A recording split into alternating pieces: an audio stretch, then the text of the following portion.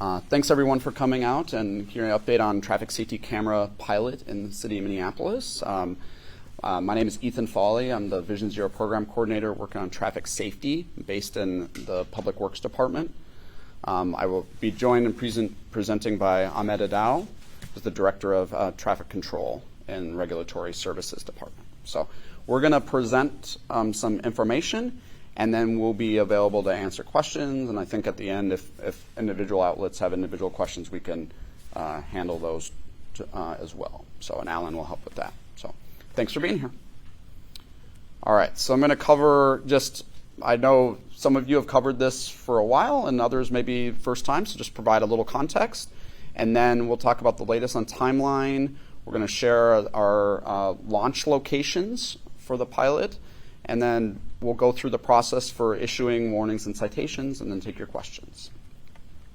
So just a couple context pieces. First of all, the traffic safety camera pilot is just one part of the city of Minneapolis's overall work around traffic safety, which we call Vision Zero, which is our goal of getting to zero traffic deaths and severe injuries on our streets. We're investing in a lot of proven safety measures across the city, particularly on the streets that we call high injury streets, where we see the most severe and fatal crashes. Those designs are particularly focused on addressing challenges we're seeing with speeding, which is our #1 traffic safety concern in Minneapolis. Traffic safety cameras are a way of providing automatic enforcement, and under the state law that was passed last year, in Minneapolis we have the ability to do it for speeding or red light running. I will note that traffic safety cameras are used in 29 states across the country and have been proven effective at saving lives. We've also learned from the best practices across those states and incorporated those into our approach locally to make sure we have the best program that also protects for fairness, equity, and privacy. Why are we doing this? Well, in the last 3 years alone in Minneapolis, we've had 45 people killed in crashes that involve clear speeding or people running red lights. Now, all these folks should be alive. You should be safe traveling around our city, but it's extra tragic that most of these people killed were not speeding or running a red light themselves. They were killed by somebody else who was. So we have heard loud and clear from community members that they want us to make our streets safer, that they want us to address the challenges with reckless speeding and people running red lights, and this pilot is helping to do that. So with this traffic safety camera pilot, we're obviously trying to improve traffic safety, but it's important for us that alone is not good enough. We also need to build community trust by implementing the system fairly, equitably, efficiently, protecting privacy, all those things that we've heard are important in addition to saving lives.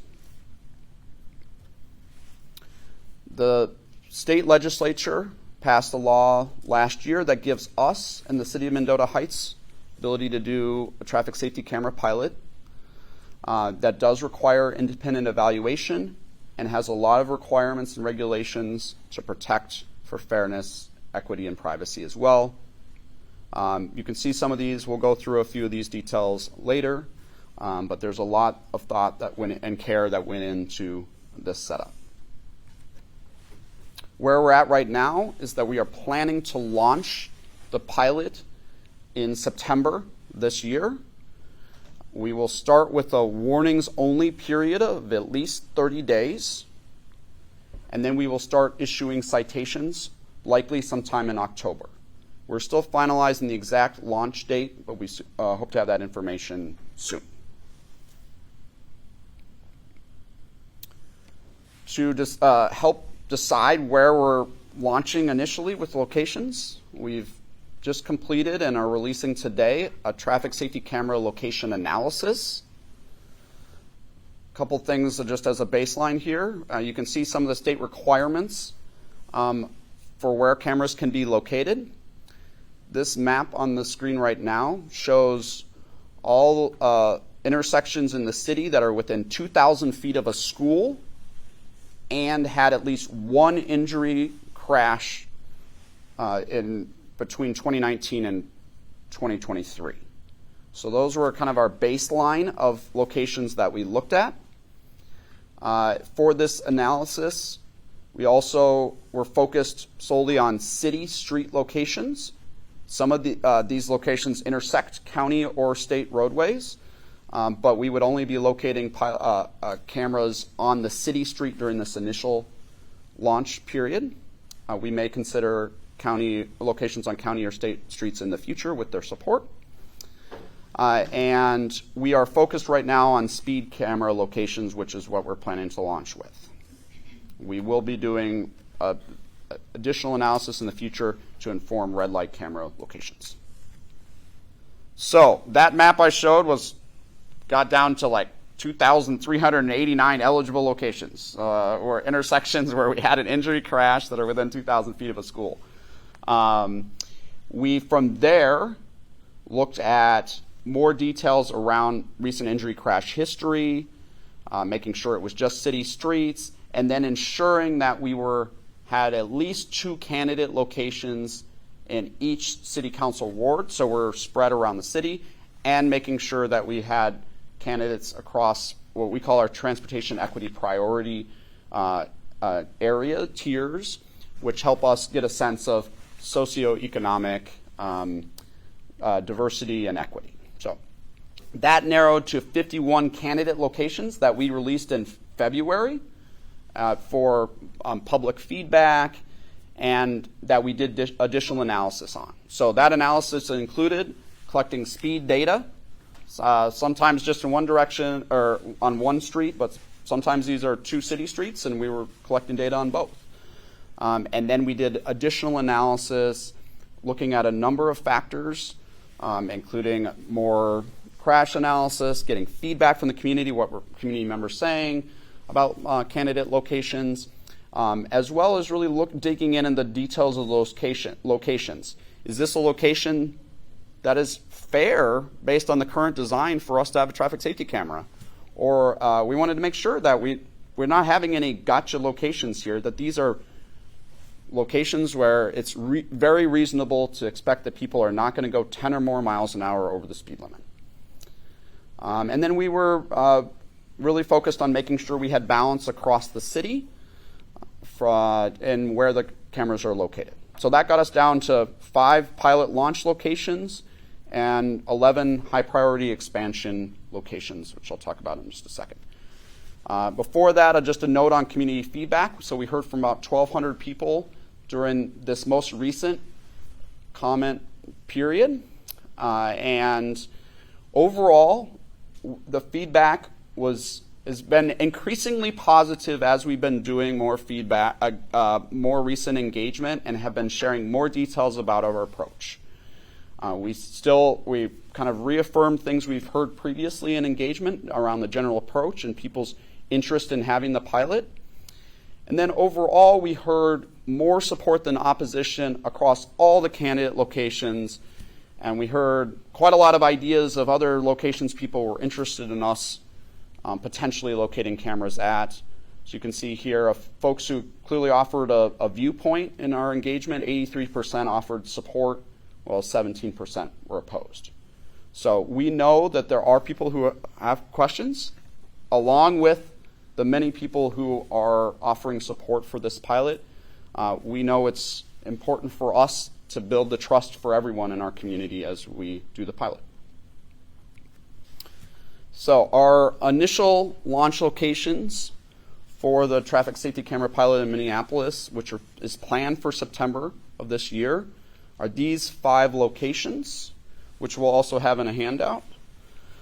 So as you can see, we have 1 in downtown, which is 3rd Street North near 1st Avenue North, 1 in North Minneapolis, Fremont Avenue North near West Broadway Avenue, 1 in Northeast, 18th Avenue Northeast near Central Avenue Northeast, 1 in South in the near south part, Chicago Avenue South near Franklin Avenue, and then one in southwest, in the farther south part of the city, Nicollet Avenue South near 46th Street. So these locations will have cameras going up and testing starting before our launch in September, and then these would be the locations where we're initially offering warnings and then ultimately citations as well. Our plan is to expand from there starting in 2026. So we anticipate adding more speed camera locations early in 2026. We will be choosing those from these high priority future expansion locations identified here, which again are across the city. There's at least one candidate location in every city council ward, and these reflect the overall balance of the factors we were looking with in our analysis. We will be doing additional analysis later this year or early next year to inform our red light camera locations. That will mostly be collecting red light running data and analyzing that to add to the analysis we've already done for speed safety cameras. There's a lot of overlap between the two analyses, but really getting to that fine-tuned data. And then we also plan to continue to add locations as we have available capacity. We're limited under state law to a maximum of 42 locations during the pilot period. Those 51 candidate locations that I mentioned earlier that we identified in February are still locations we'll be considering for expansion. We may do additional analysis to bring in potential county or state roads to consider as well later in the pilot. This is a pilot, so we are trying things. We want to learn. We want to see what works best. So part of that will be that we're going to move some locations around periodically, and that may include a couple of the initial locations, although we anticipate at least a few of those will be out for the duration of the pilot period. All right, so that's basics on location analysis. I'm going to pass it to my colleague Ahmed to cover some of the process details, and then we'll take questions at the end.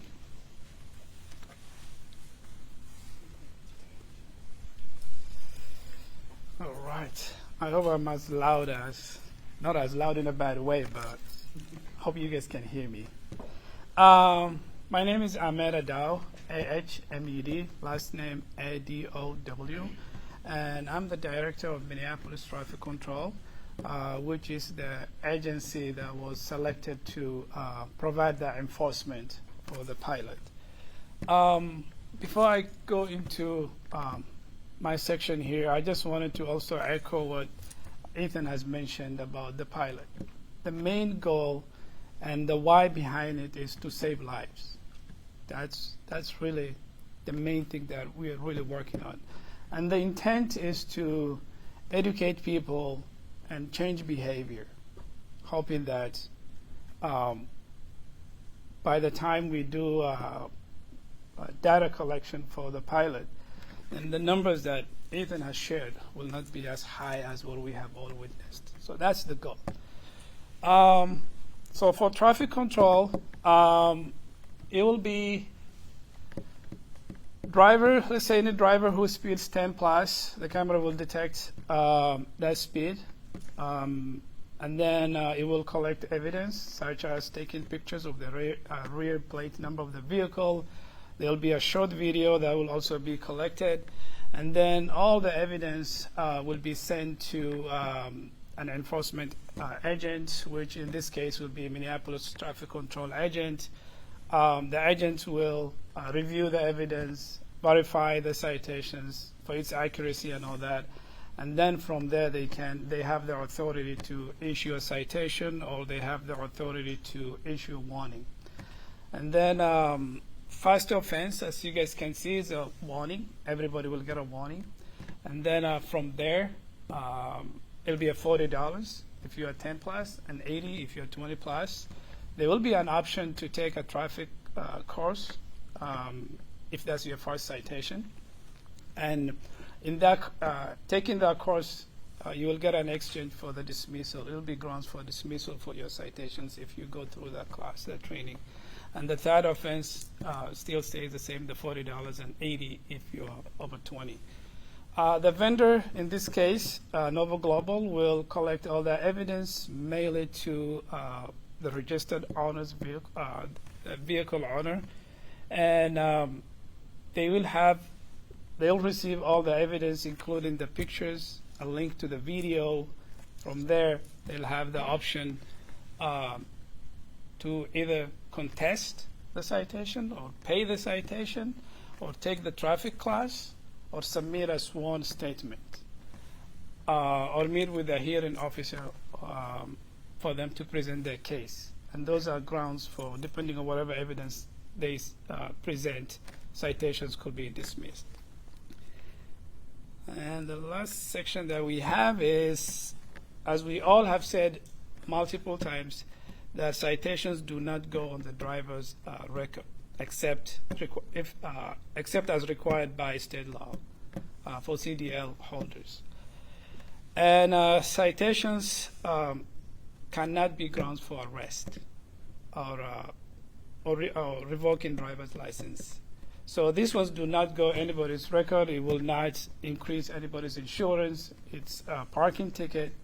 And our goal is to continue, as I mentioned, to educate individuals and also change behavior so we don't have to witness the number of people that we're losing through speed. I think that's my section. Yeah, so we can take questions now. Thanks. I have one for you on that. I thought that there was supposed to be a traffic agent that would verify the violation before a citation would be mailed to the owner, but I didn't see that on the points up there. It just said Nova was going to send them. No, Can you just go through how that works? Sure. Step to the microphone. Oh, sorry. So the way it will work is Nova Global will collect the evidence, picture of the vehicle, the plate number, a short video, and all that. Once they collect that, as I mentioned, I think line 3, all that will be line 3 or it'll be sent to a trained city employee, which in this case is Minneapolis traffic control agents. So the agents will review and verify, and from there they have the authority to submit. So the vendor does not have the authority to issue a citation. It has to be a city employee, in this case Minneapolis traffic control. And then this class, what would this class, would this be a city-run class, or would you go to a driver's ed school? What type of class is this? I'll have Ethan can answer that. Yeah, so the traffic safety course option is the state is developing that course, and then our Novoa Global will be the one that administers that, so provides that option for folks, and then from that it'll be, a form will be submitted that the city will dismiss the citation once the class is completed. And does the offender then pay to go to this class? Or? It's a free traffic safety class online. Can you talk about the CDL holders potentially getting this on the record? Is that only if they're driving their commercial vehicle, or what if they're driving their personal vehicle? Yeah, so under the state law for commercial driver's license holders, and this is based on federal law that does not allow for moving violations to be what's called masked for commercial driver's license holders. And that law applies whether the driver's in their personal vehicle or in a commercial vehicle. So that's required under current state law. Can you talk more about the appeals process? So is that handled by the court, is what I believe I've read in the past? Yeah. And then, I mean, I'm just interested. Yeah. I'm sure people are going to read this and they're going to think, but what if my sister was driving a car, or what if my friend was driving a car? Like a situation like that versus a more documentable situation where it's like, I filed a police report, my car was stolen. Mm-hmm. So citations, people will have the option to contest the citation through the hearing officer. As of right now, it's not an administrative citation, it's a pretty misdemeanor, just like any parking citations. hearing officer like at At the county, yeah. Yeah. At the state court. Okay. Yes. And all that information will also be listed at the back of the ticket, just like the parking tickets that we currently have. The uniqueness with this pilot is people have the option to submit a sworn statement to say that if they are not driving, they can submit that as an option, say that I was not driving that vehicle, whatever document that you want to provide. And from there, also, they have the option to take the class, as we mentioned. That will not be grounds for dismissal. And if there are any other situations like stolen vehicles and all that, which majority of people will have to call the police to get a police case associated with a stolen vehicle. So they'll have to submit those documents where it will be considered and it will be grounds for dismissal as well. Will there be any appeal process? There won't be any appeals initially because it's just warnings. The first offense, everybody gets a warning. And the second one is the citation. And then you also have the option to take that class. Yeah. When the contract was approved, I believe you said that you expected it to pay for itself by 2026. It's about a $4 million a year contract, or $3 million a year, I should say. $40 fines at 75,000 tickets a year. How many do you actually anticipate the city will give out? So we do anticipate that the program will generate revenue through citations, and our hope is that revenue is not that much, right? What we see in other places is that traffic safety cameras reduce that speeding at 10 or more miles an hour by somewhere between 65 and 97% at camera locations. And so we're closer on the 97% side. Should be great, because then we're getting to the outcome we want, which is safer streets. In any scenario around the country, there are still folks that are going to get citations and have to pay those. And so there will be revenue generated. Based on what we've heard from other cities, we do expect that revenue would likely be able to cover the costs of operating the program, but we'll see. We don't know for sure. The overall traffic safety camera contract that was authorized today by the mayor after the council authorized it last week allows us to expand up to potentially 42 camera locations. So certainly with the initial 5 camera locations, we will not be utilizing all of the capacity in that contract. It won't be costing $4 million a year, and we certainly wouldn't be generating that much revenue. So it's really dependent on how everything's going and how many camera locations we have out at any one time, and then exactly how folks are responding. And we hope they're responding really well. And I will note that we have the program in Minnesota has the lowest fines that I'm familiar with for a traffic safety camera program anywhere in the country, but at a level that in those places that have it, it's still proven effective at reducing that unsafe behavior. We're also the only state that has the first violation's a warning for everyone. And that's because, again, our goal is, hey, just don't do it again, right? Our goal isn't to send out citations or generate revenue. The goal is to change that unsafe behavior. If you can do that based on one warning, great. We've achieved our outcomes. And so we really have been mindful of really focusing on the outcome.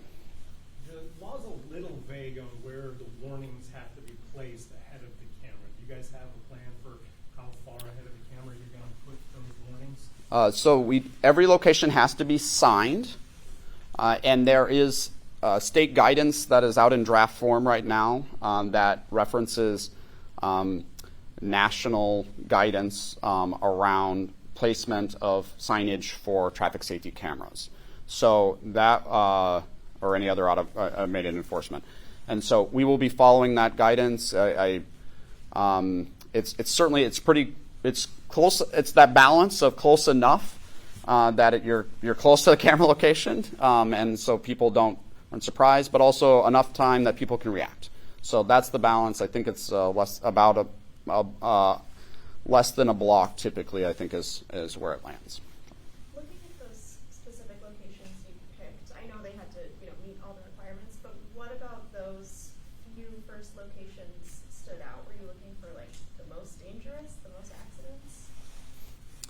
Yeah, so it really was a balance of a lot of different factors. So first of all, our location that had the most injury crash history, when we look at it over the 5-year period when we looked at it in more detail, that location, we had installed traffic safety treatments there in 2021.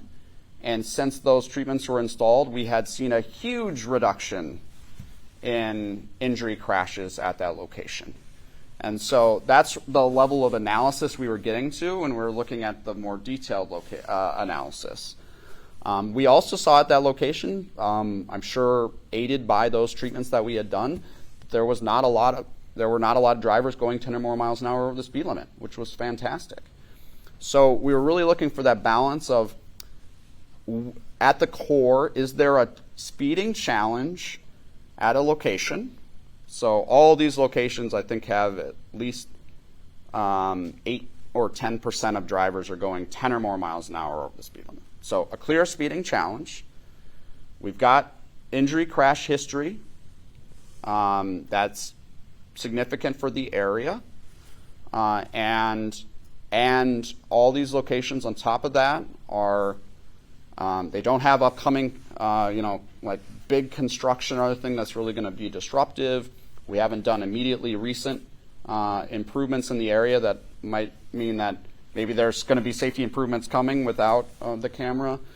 And we felt like overall the context, close to schools or other areas where people are walking or otherwise moving around, the context was appropriate. The street design was appropriate, not really encouraging people to be going speeding. So, and then ultimately making sure that we were spreading them fairly across the city as well. And so, all those things balance together. And I will say it's not all that you'll look. All that analysis is in the study that will be online in 30 minutes. But I will note it isn't just the highest injury locations, because the reality is we see those concentrated in only certain neighborhoods where the top injury locations are, and it's important for this pilot to be spread around the city. And so it's a balance of those things. Ethan, as you talked about the challenges that high injury, intersections are often in the lowest income neighborhoods, and then you have this tricky balancing act of, are we going to be punitive in a very, socioeconomically vulnerable neighborhood versus the need to diminish traffic deaths, and that being, interrelated with socioeconomic factors as well. Do you feel that these locations strikes that balance?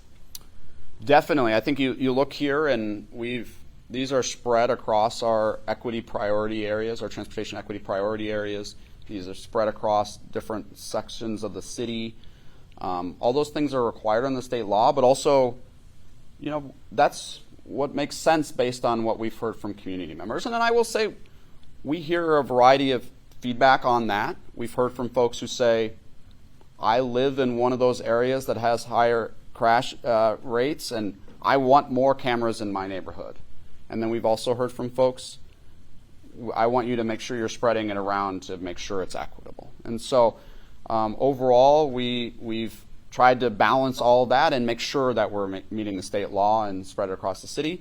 And, I think the reality here is we can have more reach that way too, right? We can, overall, these are just 5 locations, but we know we have a reckless speeding challenge in Minneapolis. It's just a reality right now.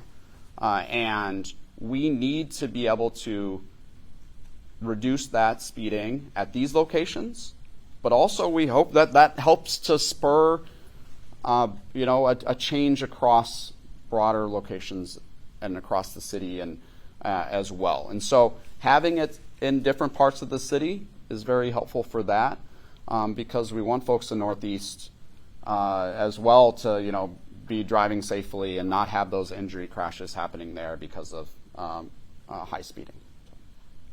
So with all of you said it's $40 for the first ticket, or for the first time someone has to pay, with all the taxes that the city accrues on people, is this a $40 tax, or is this a $40 ticket, or is this a $68 or $70 ticket? So the fine, there are no, specifically under the state law, there are no extra fees added to the fine. Now there are, if you never pay your ticket, you get a late fee, and then eventually it can go to collections. If you have 2 or more unpaid traffic safety camera violations. But there are no extra fees, and just like a parking ticket doesn't have extra fees, but that is different than if you get pulled over by an officer for speeding, then yeah, you would have a couple extra fees that are defined in state law. But specifically, though, that does not apply here. So the cameras that we're using now, it's just going to be for speeding with possible red lights next year or down the road. Will it be the same set of cameras used for red light running, and how would that play into the system paying for itself? Because I'm guessing that if you add red light runners in, you're going to generate more tickets. So the cameras that Novoa Global provides can do both speed and red light enforcement in the same camera. We have to be recording information from the back of a vehicle. So any location that's a two-way street, we need 2 cameras because they have to face in both directions. We also, if we have a red light camera, typically we'd be able to locate in a direction that can do speed and red lights in one direction, but then you'll have to locate in a different, slightly different location to be able to get the red lights in the other direction. So there's some we can do with both, and we anticipate doing both. I think it's likely that most red light camera locations will also be speed camera locations because, as I shared, speeding is our #1 challenge. We also have a big challenge with red light running, but speed is our #1 safety challenge. So, yeah.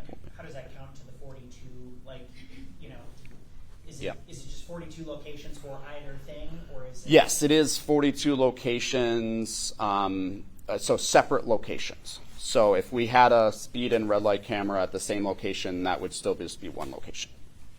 And based on what you just said, also when it says here Franklin Avenue South near Franklin, or Chicago Avenue South near Franklin Avenue, that means the speeding is being tracked on Chicago, not on Franklin.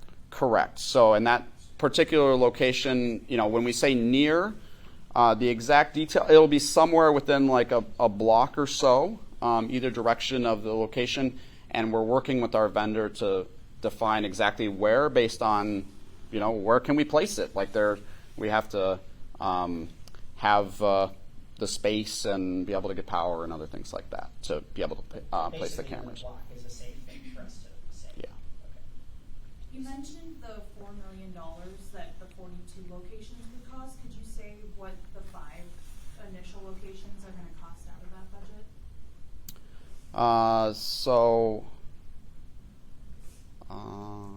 It's the 5 initial locations. I think it's so far for this year, the launch period. It's I guess I don't have the numbers right off the top of my head. I'm sorry, and I don't want to be off. So, but it's you can kind of do the math from there. 42 locations estimated. And it actually would be more like that's like $5 million a year, more like 42 locations, because we're building up to in locations. So we're not, when we have that 12 million maximum contract, it's assumed build up time, right? We're not just going straight there. So, but yeah. You said you're looking at county and state roads as well. Would that be within this same pilot program? So we did not consider county or state roads with this initial analysis. We anticipate doing additional analysis in the future that might bring in some of their roadways. We do need their support to do that. And so we've heard from folks interested in that, and we see locations that could be, from our initial analysis, that might be good candidates, but we need to do additional conversation with them, and we would have to do additional analysis to determine those locations. And there'd be more engagement and other things before we would add any of those locations. So that's why, like, you put it on 18th Avenue Northeast near Central and not on St. Correct. Because Central is a MnDOT road, Franklin's a county road. So, but the locations where we're locating are all city streets. Of these 5 locations that you picked, is there one that's really sticks out as being like particularly dangerous as far as speeding? I think all of these locations have speeding challenges. Like I said, they all have 8 or 10% or more of drivers going 10 or more miles an hour over the speed limit. I think the one downtown is close by here, right? It's 3rd Street.